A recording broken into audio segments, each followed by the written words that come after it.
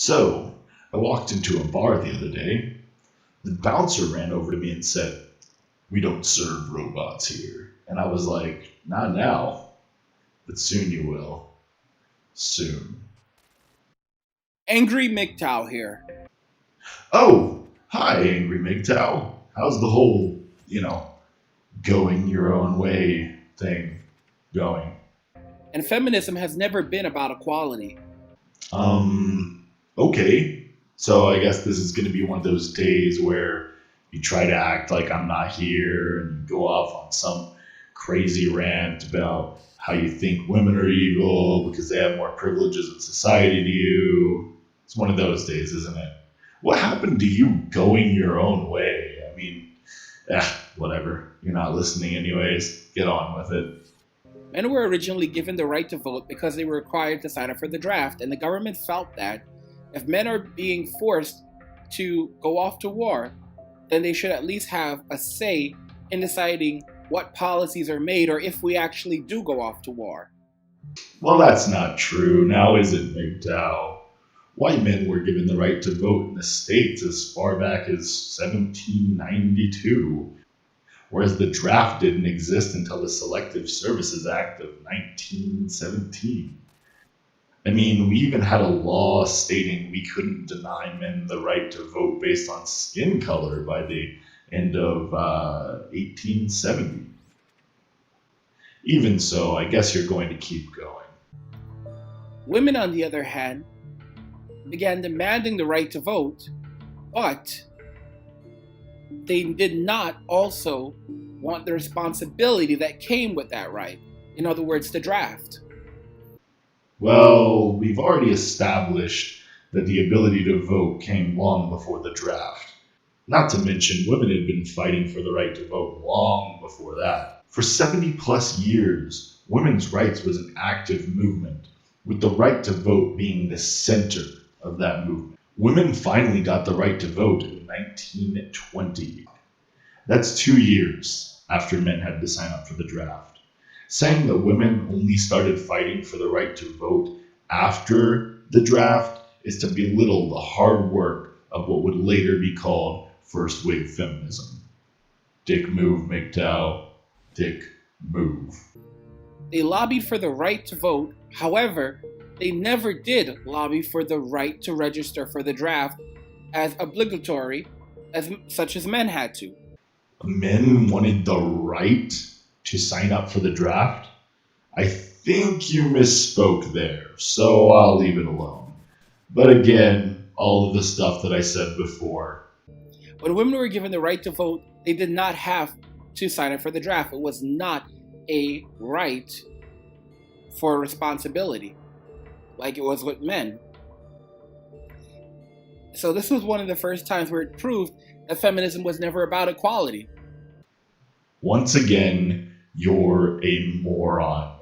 Are you going to keep saying the same thing over and over again? How the fuck does that prove anything? Even if you, in some alternate universe, are right about this, how would you make feminism not about equality? Because women got something for nothing.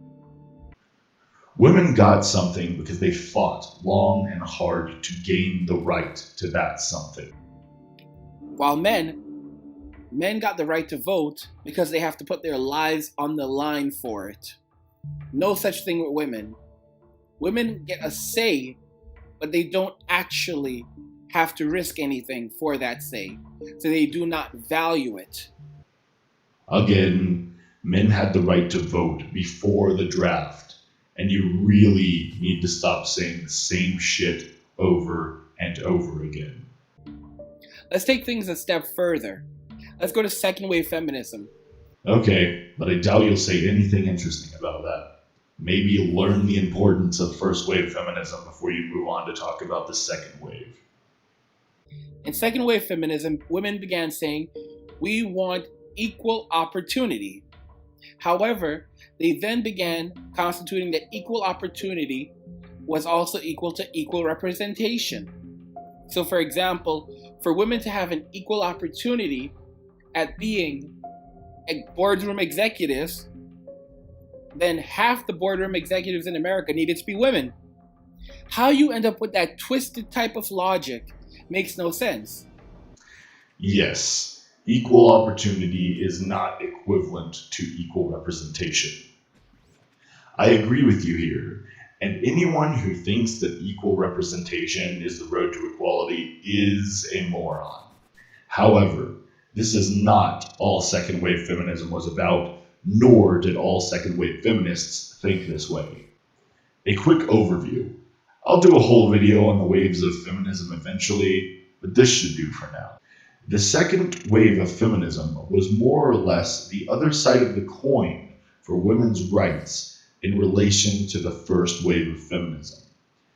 They fought for things like reproductive rights and equality in social situations, like the workplace, and yes, things like equal opportunity.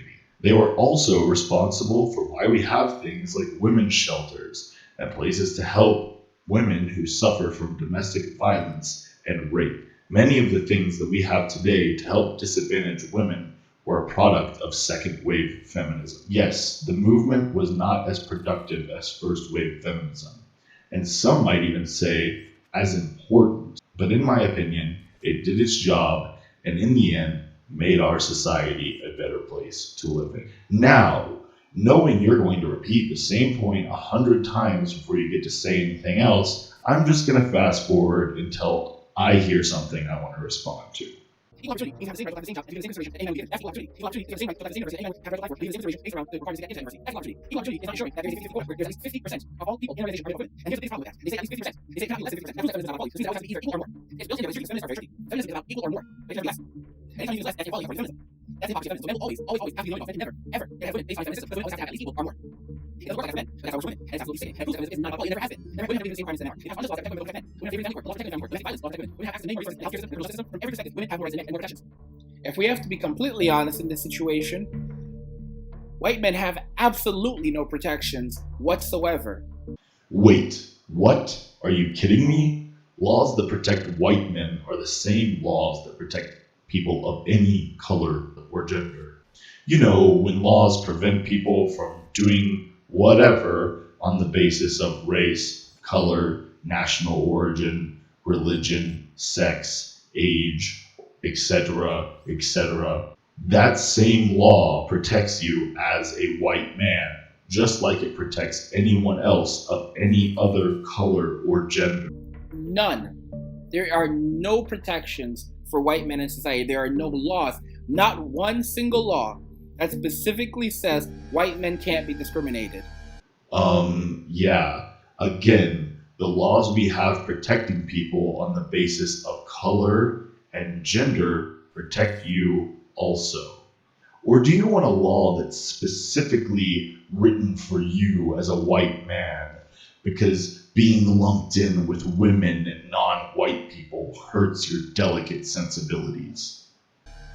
In fact, there are laws that specifically say that white men are usually preferred in most situations, so they have to give additional consideration to other groups.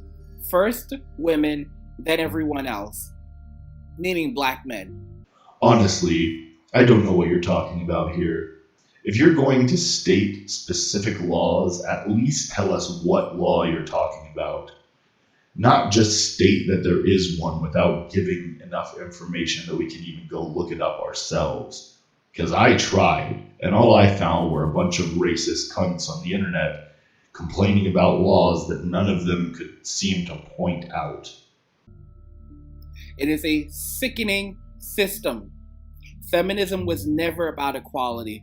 It was always about women taking more for themselves and being ahead of men. It was always about making women do superiors to men. It was always about making a woman a man's superior. That is what feminism was about. No, I think we can all see that that's not the case by now.